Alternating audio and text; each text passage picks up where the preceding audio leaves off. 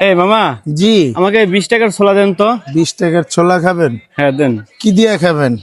কি কি দিয়ে দিতেছেন 20 20 টাকা? টাকার ভিতরে আছে আপনার আলু আর ছোলা মিক্সচার।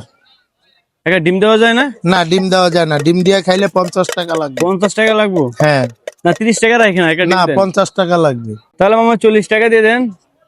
40 টাকা খাবেন? হ্যাঁ আচ্ছা, দেওয়া যাবে। 40 টাকা দিবেন? হ্যাঁ, দেবো। ঠিক আছে, আপনি আমার শুধু ছোলাই দেন। দেখলাম যে আপনি আসলে 50 টাকা নিচে দেন কিনা। ও আচ্ছা, পরীক্ষা করলেন আপনি আমার? হ্যাঁ তো পাস করে লাইলেন। আচ্ছা, সমস্যা না, আলহামদুলিল্লাহ। ঝাল তাহলে মামা কিন্তু- কেউ যদি কমও চায় তাহলে দেন 10 টাকা হ্যাঁ, কম। দেই। 10 টাকার নিচে দেওয়া হয় না, সর্বনিম্ন 10 টাকা, উপরে 20 টাকা, 40 টাকা, 50 টাকা।